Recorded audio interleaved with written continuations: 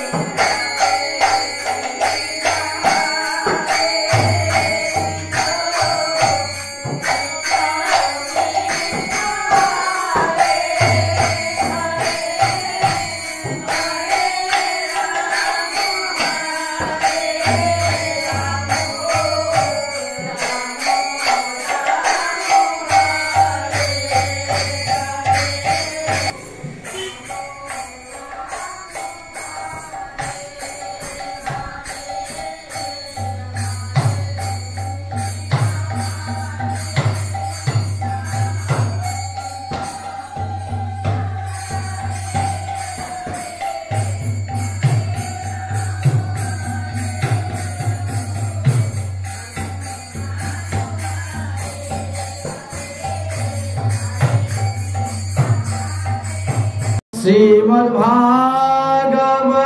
भगवान की है आरती।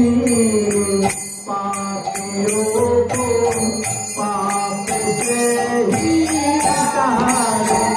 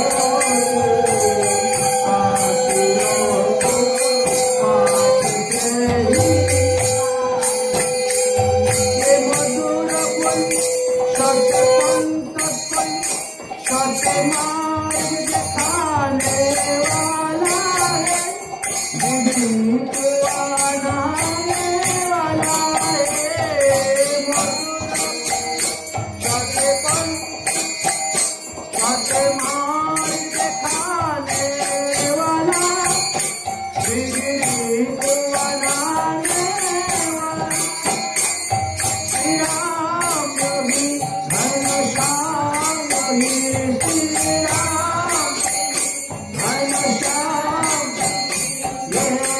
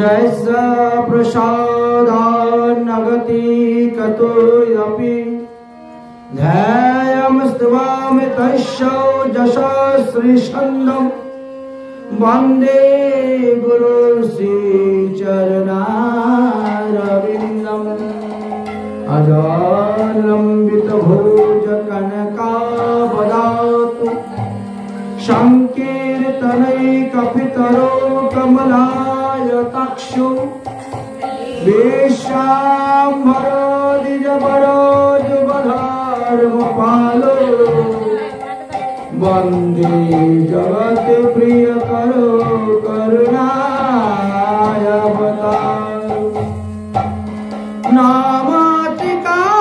नामातिकालसत्ताय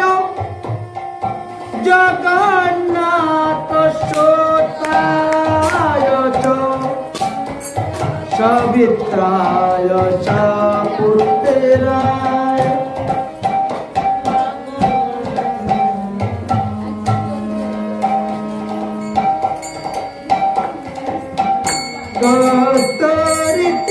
कस्तूरितिलकं ललाटपाटले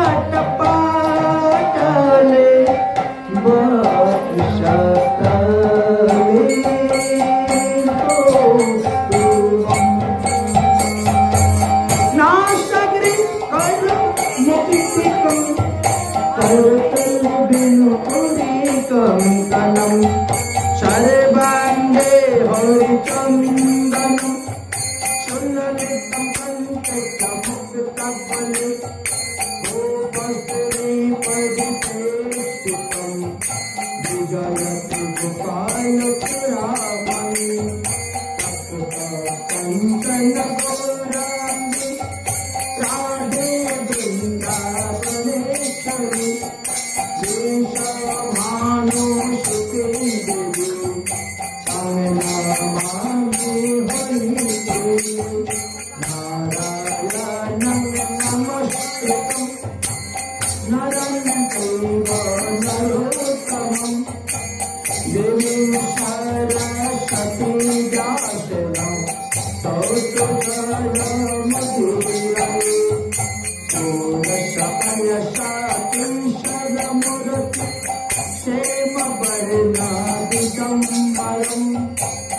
व्यासनंदन सुखमुनि चरणे कोटि कोटि चरुत प्रणाम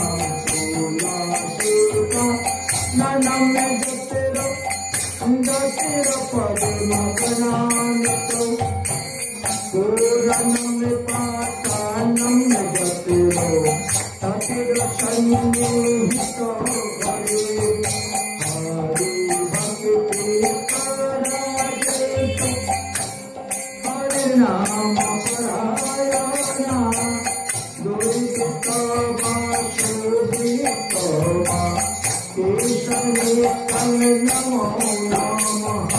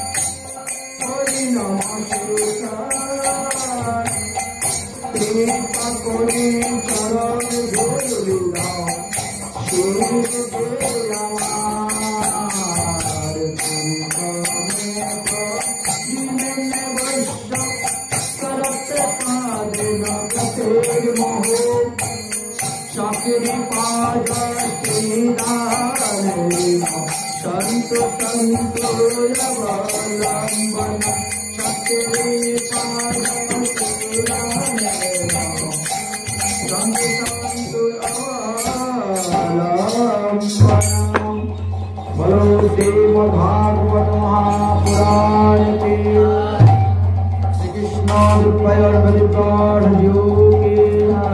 श्री सुमुनि की श्री श्रुता मुनि की परीक्षित महाराज की सहकारी षष्ठी सहस्र निशिवृंद की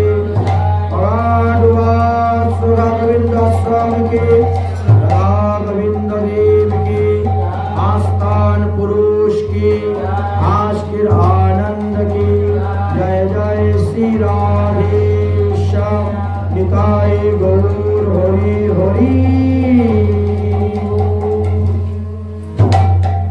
परमहंस शिरोमणि सुखदेव गोस्वामी पाद आसन्न मृत्युग्रस्त महाराज परीक्षितेर सभाते गिये যেভাবে শ্রীমদ ভাগবত সপ্তাহ জ্ঞান যজ্ঞের অনুষ্ঠান করেছিলেন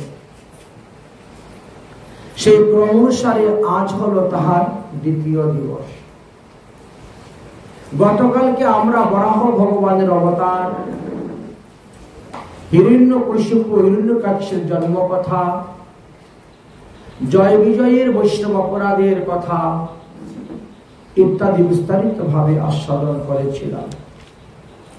আজ তার পরবর্তী বিষয়ে আমরা আস্বাদন করতেছি। ব্রহ্মা এই পৃথিবী থেকে পাওয়ার পর সর্বপ্রথম ব্রহ্মা পৃথিবী দেবীকে পূজা করলেন। রিং শ্রীং ক্লিং বসুন্ধরায় স্বাহা, এটি হলো পৃথিবী দেবীর বীজ মন্ত্র। ব্রহ্মা এই মন্ত্রের দ্বারা সর্বপ্রথম পৃথিবী দেবীকে পুজো করলেন। পুজো করার পরে বললেন, হে দেবী, আমি তোমার কাছে ভূমি প্রার্থনা করতেছি, তুমি কৃপা করে আমাকে ভূমি দান করো। আমি তোমার এই পৃথিবীর উপরে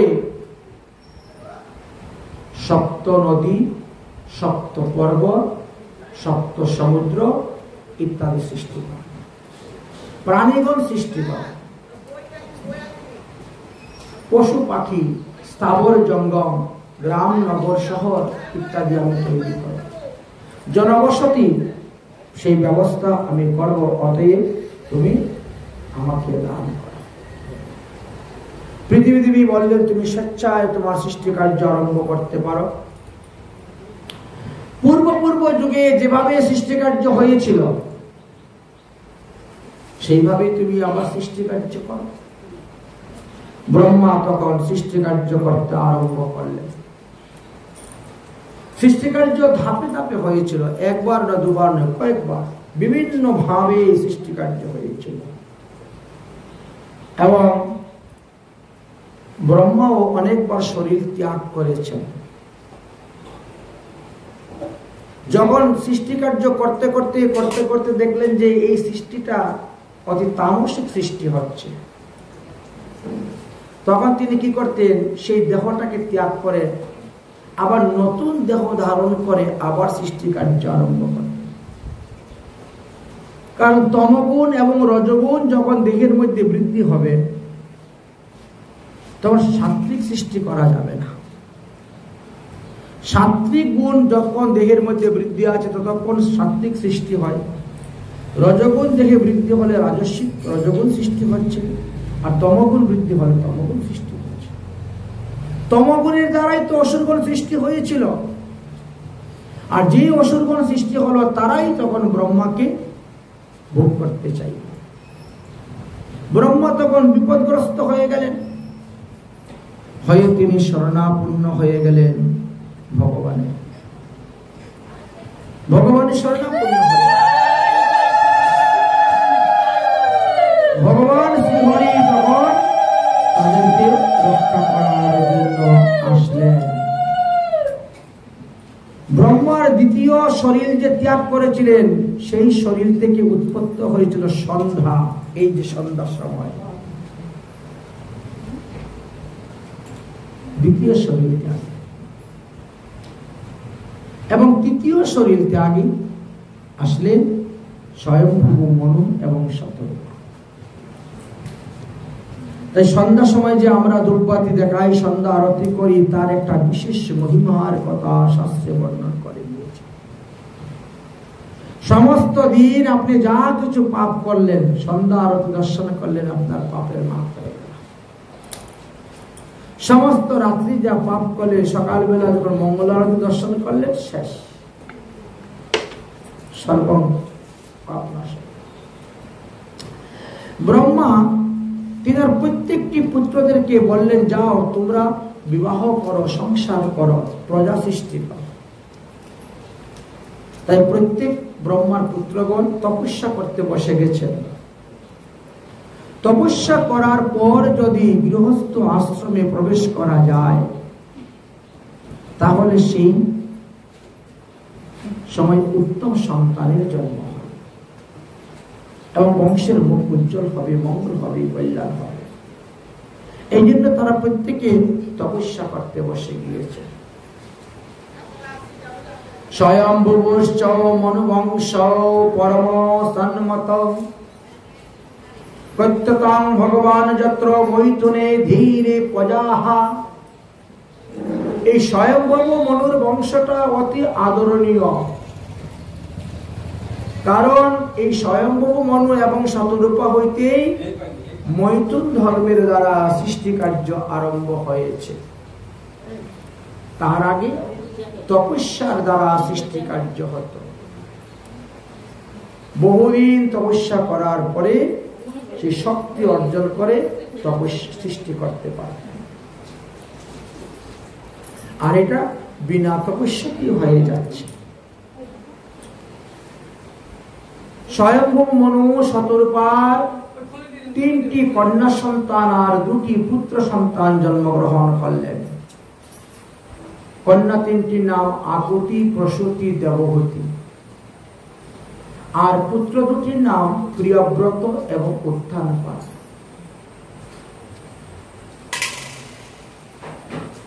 একদিন দেবর্ষি নারদ সেই স্বয়ম্ভব মনুর রাজসভাতে গিয়ে উপস্থিত হয়েছেন।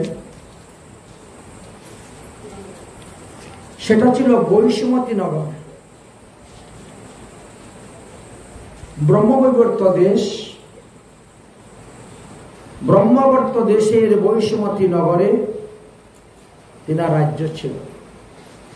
তো সেখানে গিয়ে দেবর্ষি নারদ বলছেন, আপনার মেয়ে তো 3টা বিবাহের উপযুক্ত হয়ে যাচ্ছে, তো মেয়ে বিয়ে দেওয়ার জন্য কোনো পাত্রপাত্র কি দেখেছেন? তিনি বলেন যে না, এখনো তো দেখি নাই। আপনি তো অনেক জায়গায় ঘুরে বেড়ান, যদি কোথায় কোনো পাত্রের সংবাদ পান আপনি জানাবেন আমাদেরকে। দেবর্ষি নারদ তখন কর্দম ঋষির কথা বললেন। কর্দম ঋষি তিনি বিবাহ করার জন্য ইচ্ছুক এবং ব্রহ্মার আদেশ অনুসারে তিনি কঠোর তপস্যা করে যাচ্ছেন। 10,000 বৎসর ধরে তপস্যা করে যাচ্ছেন। তিনার স্বভাব চরিত্র খুবই ভালো। তিনি যে স্থানে বসে তপস্যা করতেছেন সেখানে বাঘ সিংহ পর্যন্ত হিংসা ভুলে গিয়েছে। তার তপস্যার দ্বারা স্থানটি এতই পবিত্রতা লাভ করতে পেরেছে, সেখানে বাঘে আর হরিণে একসঙ্গে জলপান করে খেলাধুলা করে, সর্প ইঁদুর একসঙ্গে খেলাধুলা করে, এমনই অবস্থা। কর্দম ঋষির আরো অন্যান্য অনেক গুণের কথাই বর্ণন করলেন, যে সমস্ত কথা শ্রবণ করার পর স্বয়ম্ভব মনুর কন্যা দেবহূতি মনে মনে চিন্তা করলেন, আমি তাহলে কর্দম ঋষিকে বিয়ে করব। এমন একজন উত্তম বরের সন্ধান পাওয়া গেছে যখন, আমি তাকেই বিয়ে করব। মাতা পিতা তখন মেয়ের মনের ভাবটা বুঝতে পারলেন এবং একদিন তারা রথের মধ্যে করে দেবহূতিকে নিয়ে রওনা হলেন কর্দম ঋষির আশ্রমে যাওয়ার জন্য। দেবর্ষি নারদের নিকট থেকে কর্দম ঋষির আশ্রম কোথায় আছে ইত্যাদি সব জেনে নিলেন, তারপরে রওনা হচ্ছে। এদিকে কর্দম ঋষিও তপস্যা করতে করতে 10,000 বৎসর গত হয়ে গেছে।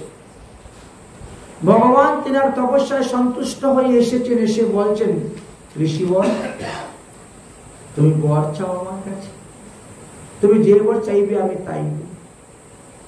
কর্দম ঋষি বললেন, হে ভগবান, সাকাম উপাসনা নিতান্ত হেয়, নিষ্কাম উপাসনা শ্রেয়, এটি শাস্ত্রে বর্ণন করে গিয়েছে।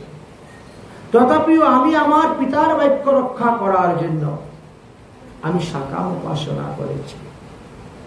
আমি এমন একটি স্ত্রী চাই যে কন্যা রত্নকে বিবাহ করার পর আমি সংসার বন্ধনে লিপ্ত হইব না। এমন একটি মেয়ে আমার দরকার, স্ত্রী রত্ন দরকার, যার দ্বারা ভজনে আমি আরো ঊর্ধ্ব স্তরে যেতে পারি।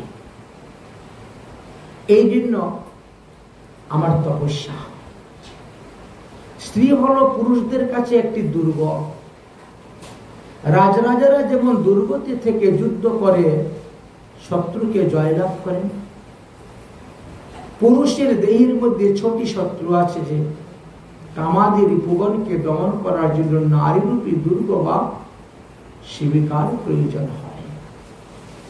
তাই আমি পিতার আদেশ পালনের জন্য বিবাহ করব, সন্তান উৎপাদন করব, কিন্তু আমি যেন বিষয়ে লিপ্ত না হই, আমি যেন স্ত্রীর প্রতি মোহগ্রস্ত না হই, আমি যেন সংসারের প্রতি মুখ না হই।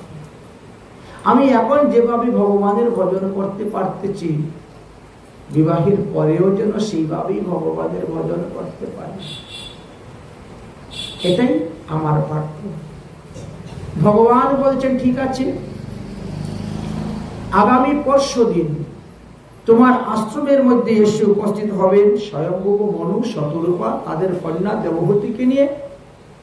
সেই দেবহূতিকে তুমি বিবাহ করো, বন্ধনে লিপ্ত হইবে না। সে তোমাকে ভজন রাজ্যে অনেক ঊর্ধ্ব মার্গে পৌঁছিয়ে দিতে পারবে, কারণ দেবহূতি হবেন তোমার ধর্মপত্নী।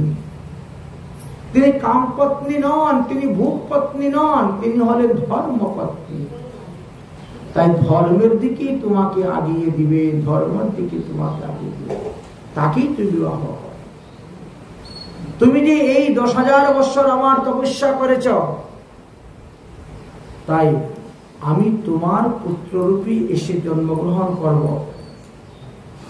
অসুর ভাবাপূর্ণ ব্রাহ্মণদেরকে শাস্ত্র উপদেশ দেওয়ার জন্য, তাদেরকে সাত্ত্বিক করার জন্য। এই জন্যই আমি আসব তুমি আমার নাম রাখবে কপিল ভগবান, আমি সাংখ্য শাস্ত্র প্রচার করব। এই বলে ভগবান অদর্শন হয়ে চলে গেলেন। আর কর্দম ঋষি অপেক্ষা করতে আছেন। আগামী পরশুদিন বলে গেছেন ভগবান আসবেন স্বয়ংভূ মনু শতরূপা, সেই প্রতীক্ষায় আছে। ঠিক যথা সময়ে এসে উপস্থিত হয়ে গেছে। কর্দম ঋষি অতি স্বাগত জানিয়ে আদর আপ্যায়ন করে ডেকে নিয়ে আসলেন এবং বসার জন্য আসন দিলেন। তিনজনকে তিনটি আসন। স্বয়ংভূ মনু শতরূপা তো গিয়ে আসনে বসে গেছেন, কিন্তু দেবহূতি আসনে বসছেন না, তিনি দাঁড়িয়ে আছেন।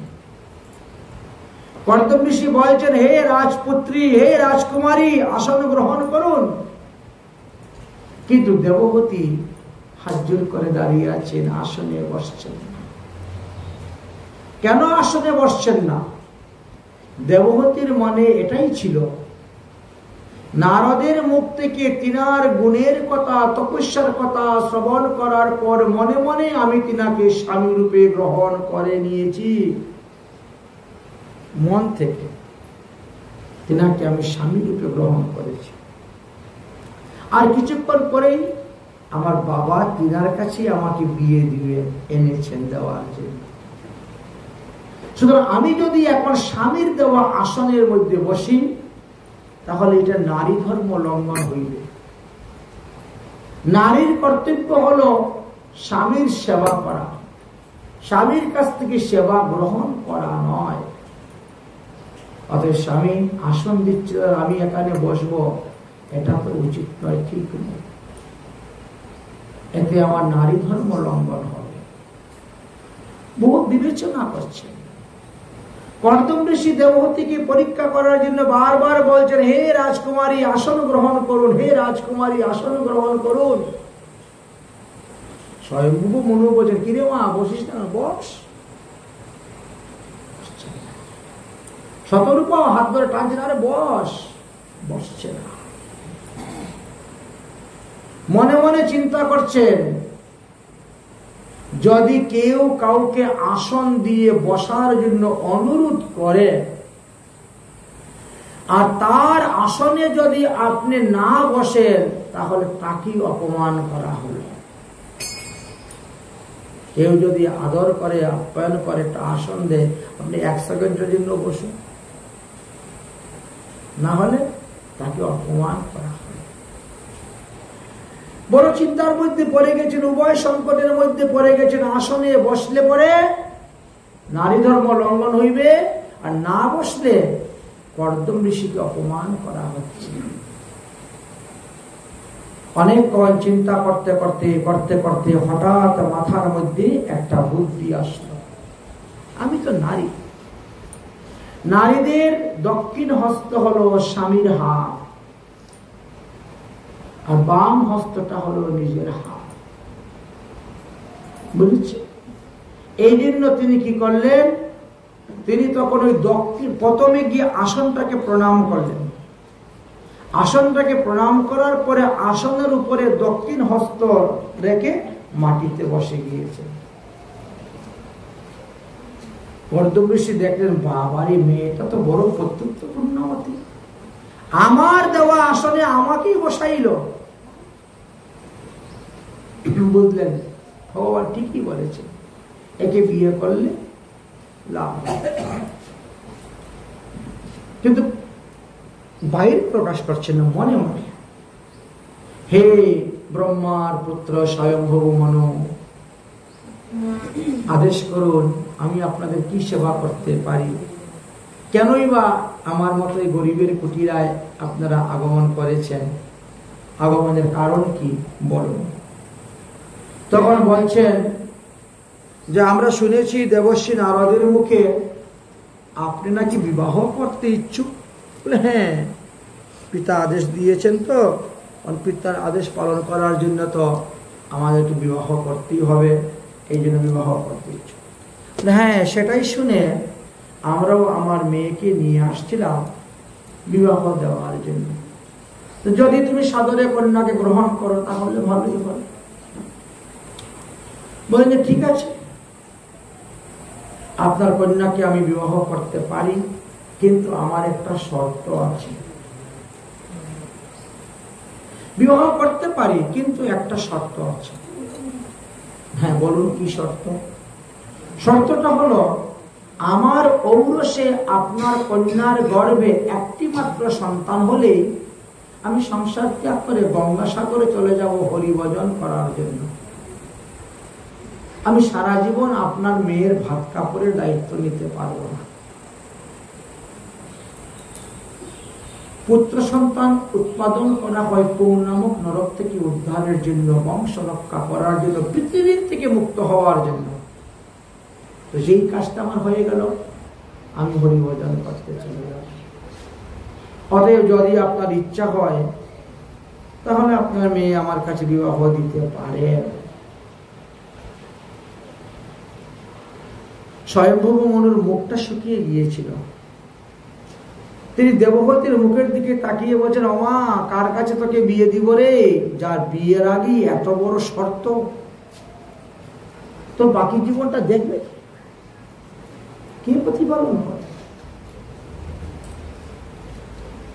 দেবহূতি বলছেন, বাবা, আমার ওরকম স্বামীরই দরকার। আমি কেন সারা জীবনই নকল স্বামীর সেবা করব? আমার বিবাহ হলো, আমি পিতৃঋণ থেকে মুক্ত হলাম, তারপরে আমি জগৎ স্বামী অনাদির আদি শ্রী গোবিন্দের সেবা করব, জগৎ স্বামীর পূজা করব। কেন আমি বা সারা জীবন নকল স্বামীর সেবা করে যাব? ওরকম স্বামী আমার দরকার। তখন বিবাহ কার্যের জন্য প্রস্তুত হয়ে গেলেন। মনু মহাশয় একটা সংহিতা রচনা করেছিলেন, যার নাম মনু সংহিতা। সেই মনুস্মৃতি বা মনুসংহিতাতে বলছেন, বিবাহ হলো ৮ প্রকার। এক হলো ব্রহ্ম বিবাহ, এক হলো দৈব বিবাহ, এক হলো আর্য বিবাহ, এক হলো প্রজাপত্য বিবাহ, এক হলো আসুর বিবাহ, এক হলো গন্ধর্ব বিবাহ, এক হলো রাক্ষস বিবাহ, আর আরেকটা হলো পিচাস বিবাহ। এই ৮ প্রকার বিবাহের কথা আলোচনা করলেন। এই ৮ প্রকার বিবাহের কিছু মহিমা ও শাস্ত্রে আলোচনা করে গিয়েছে। এখন এই ব্রাহ্ম বিবাহ কাকে বলে? শাস্ত্র জ্ঞান আছে এবং চরিত্রবান কোন পাত্রকে পাতৃপক্ষের ব্যক্তিরা আহ্বান করিয়া ডেকে এনে যথাচিত মর্যাদার সহিত যদি কন্যাকে দান করেন, তাহলে তাকে ব্রাহ্ম বিবাহ বলা হয়। পাত্রপক্ষ মেয়ে খুঁজতে যায় নাই, মেয়ের পক্ষ থেকে খুঁজে ছেলের বাড়িতে গিয়ে কথাবার্তা বলে বিয়ে ঠিক করে বিয়ে দিয়েছেন মর্যাদার সহিত, তাহলে সেটাকে ব্রাহ্ম বিবাহ বলা হয়। দৈব বিবাহ কাকে বলা হয়? যজ্ঞ অনুষ্ঠান করে, যজ্ঞ অনুষ্ঠান এদিকে চলবে, সেই যজ্ঞ অনুষ্ঠানের পুরোহিতের নিকটে যদি অলঙ্কারে সুসজ্জিত কন্যাদান করা হয়, তবে তাকে দৈব বিবাহ বলা হয়। যেমন বিবান্ডক মুনির পুত্র সিংহী ঋষ্য সিংহ, তিনি কথা আলোচনা করা আছে। তিনার বিবাহটা দৈব বিবাহ হয়েছিল। ওই লুম্পাদ রাজার দেশের বৃষ্টি হচ্ছে না, অনেক দিন যাবত, দীর্ঘ 12 বছর হয়ে গেছে বৃষ্টি হচ্ছে না। তো অনেক মুনি ঋষিকে জিজ্ঞাসা করছেন, আমার রাজ্যেতে বৃষ্টি হচ্ছে না, কি করলে বৃষ্টি হবে? বলে, যদি বিবান্ডক মুনির পুত্র ঋষ্যসিংহকে আনতে পারো তাহলে হবে। এবং তিনাকে বিভিন্নভাবে প্রলোভনের দ্বারা নিয়ে আনা হয়েছিল। তিনি মাত্র এসে রাজ্যে পা দিয়েছেন, সঙ্গে সঙ্গে বৃষ্টি শুরু। রাজা তখন অতি আনন্দের সহিত তিনাকে নিয়ে গেলেন, নিয়ে গিয়ে যাগ যজ্ঞ অনুষ্ঠান শুরু করলেন। অনুষ্ঠান চলছে, যজ্ঞ চলছে, পুরোহিত কাজ তিনাকে দিয়ে করানো হচ্ছে। মহারাজ, আমি একটা বস্তু আপনাকে দান করতে চাই, আপনি সাদরে গ্রহণ করবেন? বলে হ্যাঁ, আমরা তো ব্রাহ্মণ, আমাদের কাজ কেউ যদি স্বেচ্ছায় কিছু দান করে তা গ্রহণ করতে হয়। ব্রাহ্মণের ভিক্ষাবৃত্তি নাই, তবে দান গ্রহণের অধিকার আছে।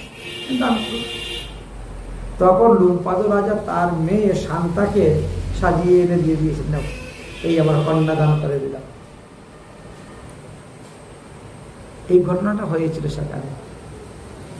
এই জন্য একে বলা হয়েছে দৈব বিবাহ। আর্য বিবাহ কাকে বলা হয়? শাস্ত্র অনুসারে পাত্রের নিকট হইতে একটি গাভী বা একটা বৃষ বা তার পরিবর্তন সমান অর্থক নিয়ে যিনি কন্যাকে সম্পাদন করেন তাকে আর্য বিবাহ বলা হয়।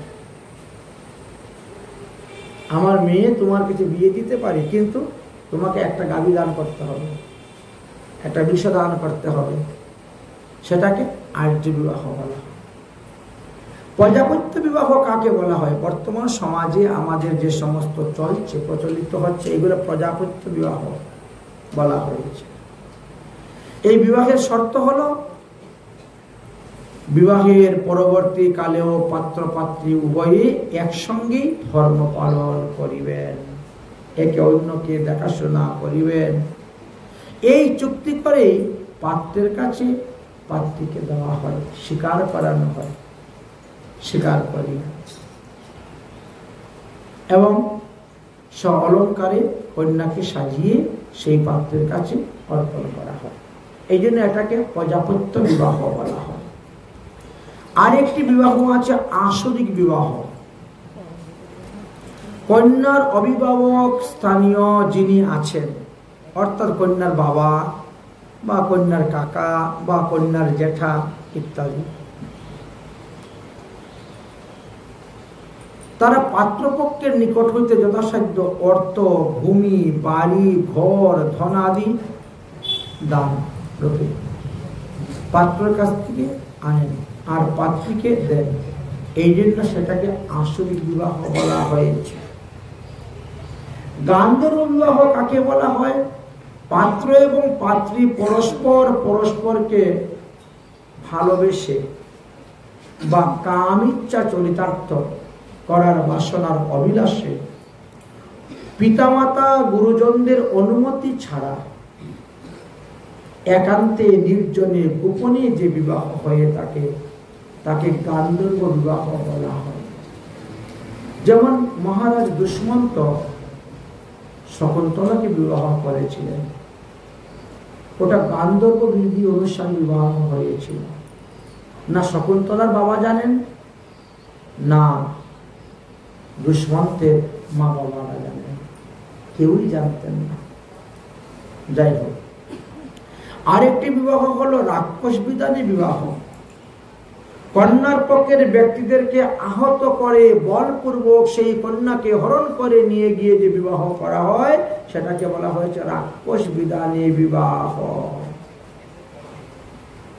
এটা রাক্ষস বিধান বলা হয়েছে। 8 নম্বর বিবাহর নাম হলো পিচাস বিবাহ। নিদ্রিতা, নিশাগ্রস্ত, অপ্রাকৃতস্থা কন্যাকে যদি কোনো জনরহিত স্থানে নিয়ে তাকে বলপূর্বক বিয়ে করে তাহলে তাকে পিচাস বিবাহ বলা হয়ে থাকে। এই সমস্ত বিবাহের কথা কেন আমরা আলোচনা করলাম?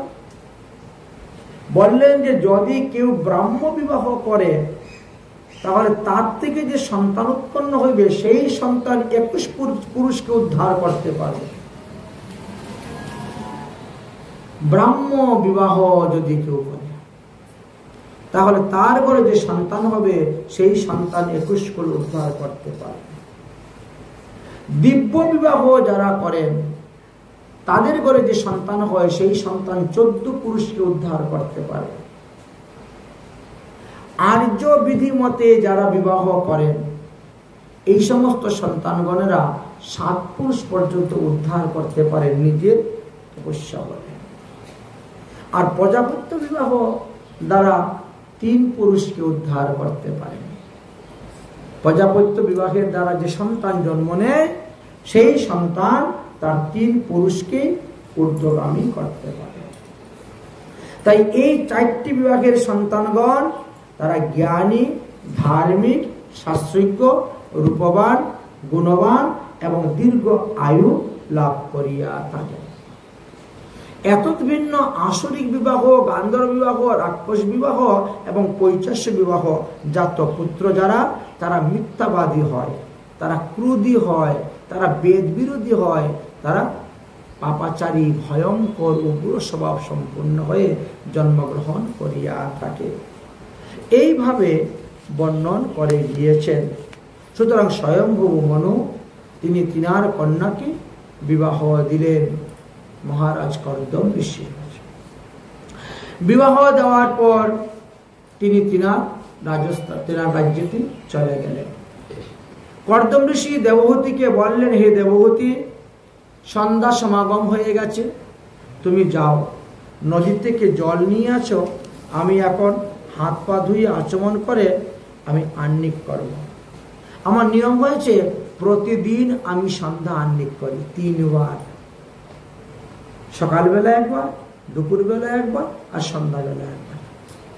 অতএব আমার এই নিয়মটা সেইভাবেই চলবে, অতএব জল নিয়ে আসো। তিনি যখন জল আনতে গিয়েছেন তখন কেউ তো গিয়ে দেখেন বাঘ আর হরিণে সত্যি একসঙ্গে খেলা করতেছে, একসঙ্গে জলপান করতেছে। ঋষির তপস্যায় এই বনটা এতই পবিত্র হয়ে গেছে।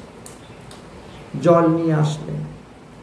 কর্দম ঋষি হাত পা ধুয়ে আচমন করে তিনি যখন বসলেন আহ্নিক করতে, এমনি সমাধিস্থ হয়ে গেছেন। এক সমাধিতে 12টি বৎসর গত হয়ে গেল, সমাধি আর খুলছে না। নববধূ দেবহূতি পড়লেন এখন সমস্যায়। মাত্র বিয়ে হয়েছে,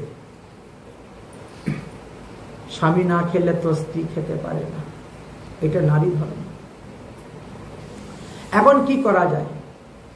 তবে জলপানকে আহার বলা হয় না, তাই তিনি এই 12 বৎসর কালে বিষ্ণুর চরণামৃত পান করে, জল পান করে করেই তিনি বেঁচে ছিলেন। স্বামী আহার না করলে আমি আহার করি কেমন করে? এইভাবে তিনি নারী ধর্ম পালন করতে করতে 12টি বৎসর অতিক্রম হয়ে গেল।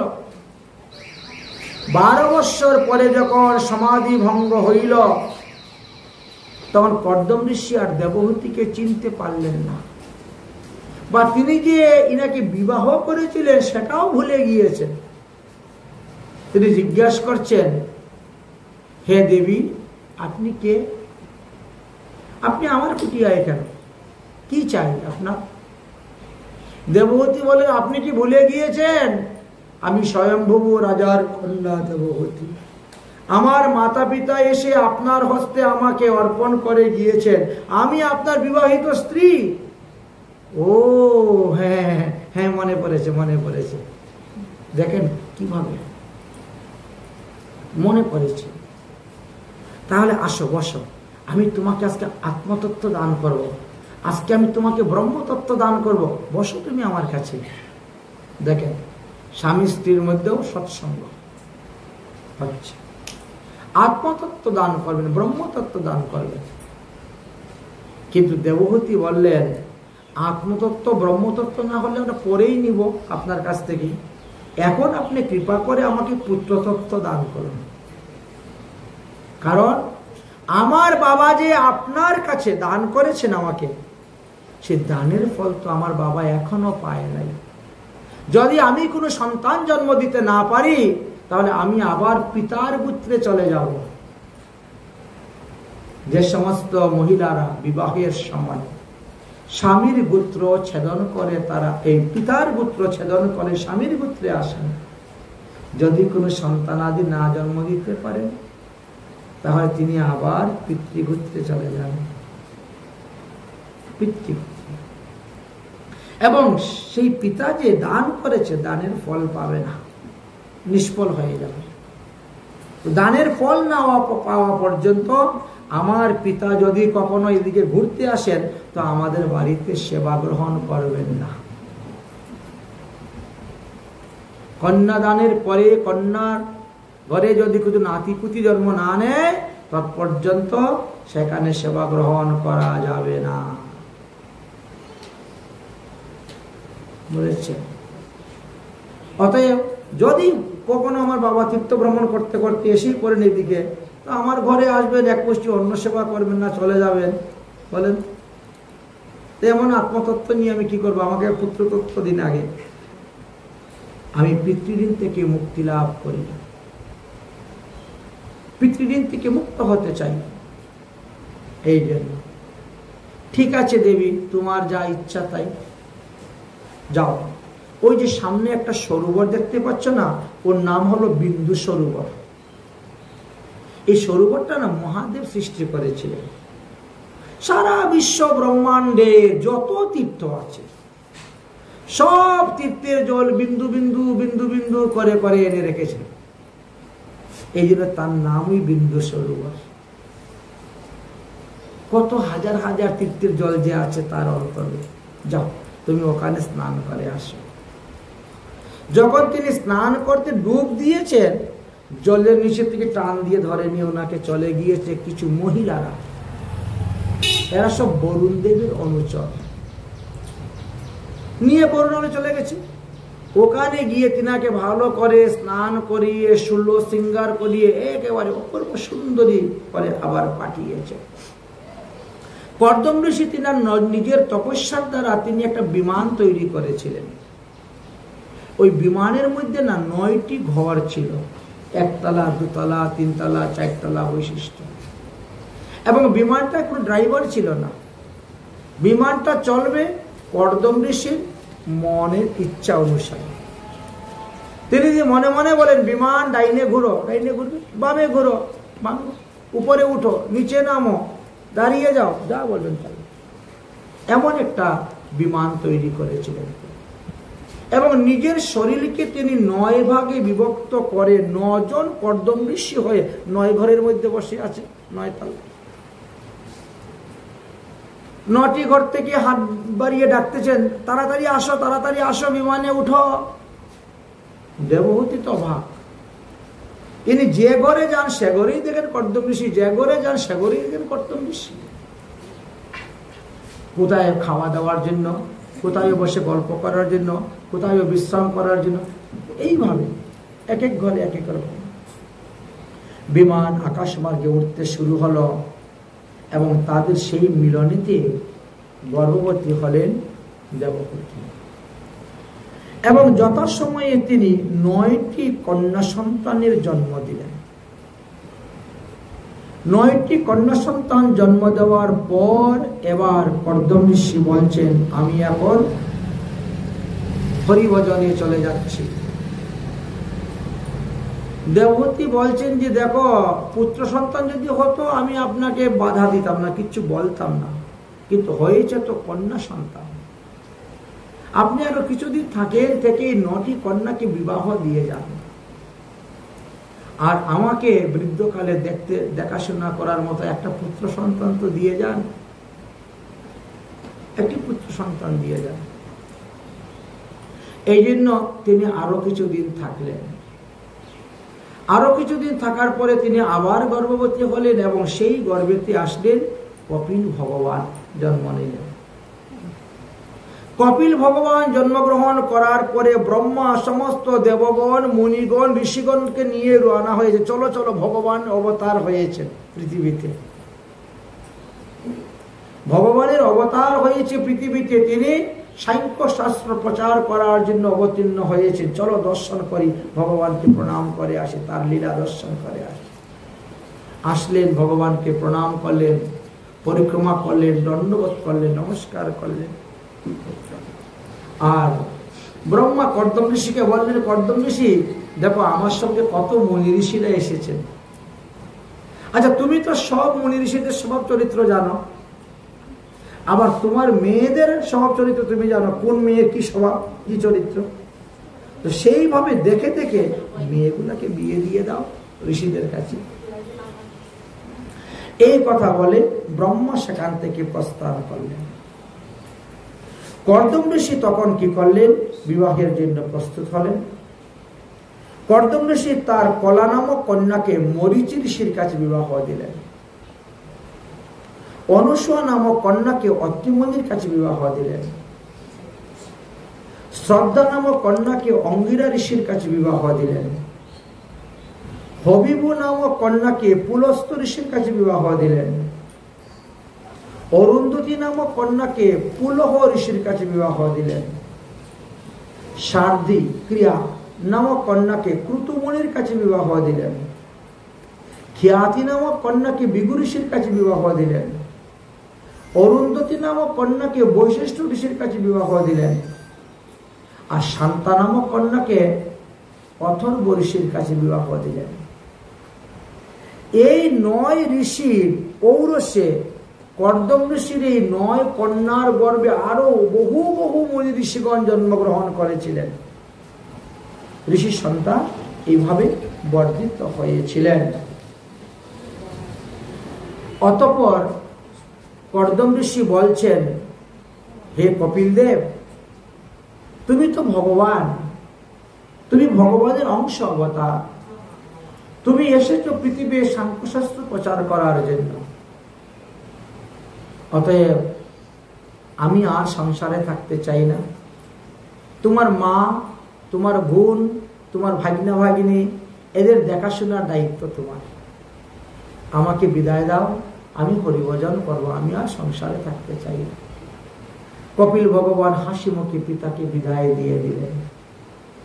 কর্দম ঋষি কপিল ভগবানকে দণ্ডবত প্রণাম করে 4 বার প্রদক্ষিণ করে একেবারে সোজা গঙ্গা সাগরে চলে গেলেন। গঙ্গা সাগরে গিয়ে হরিভজন করতে শুরু করলেন। এটাই নিয়ম। আমাদের জীবনটাকে না 4টি ভাগে বিভক্ত করেছেন। কার যে কতদিন পরমায়ু সেটা তো সবাই বলতে পারে না, তবুও একটু অনুমান করেছেন আমাদের জ্যোতিষ শাস্ত্রবিদগণ। এই রাশি হলে তার এতদিন পরমায়ু, ওই রাশি হলে অতদিন পরমায়ু, ওই রাশি হলে অতদিন পরমায়ু, একটা ব্যাখ্যা আছে তার। এবং প্রতিটা মানুষের জীবনে দেখা যায় 3টা 4টা করে ফাড়াও থাকে। যদি সেই ফারাক থেকে বেঁচে যায় তাহলে অতদিন বাঁচবে, ওই ফারাক থেকে বেঁচে গেলে ততদিন বাঁচবে, এইভাবে। না হলে ফারাতে পরেও মানুষ মারা যায়, আয়ু থাকতেও মারা যায়, এইভাবে নির্ণয় করে গেছে। তো যাই হোক, আমাদের জীবনটাকে 4 ভাগে ভাগ করে বলছেন, প্রথম জীবনটা ব্রহ্মচর্য পালন করো, তারপরে গৃহস্থ, তারপরে বানপ্রস্থ, তারপরে সন্ন্যাস। আর যদি ব্রহ্মচর্য অবস্থাতেই তুমি সেই অধিকার লাভ করতে পারো, তাহলে ব্রহ্মচর্য থেকে সোজা সন্ন্যাসে চলে যাও। যদি অধিকার লাভ করতে পারো সোজা সন্ন্যাসে চলে যাও, মধ্যের বাকি 2টা আশ্রম তোমাকে প্রবেশ না করলেও হইবে।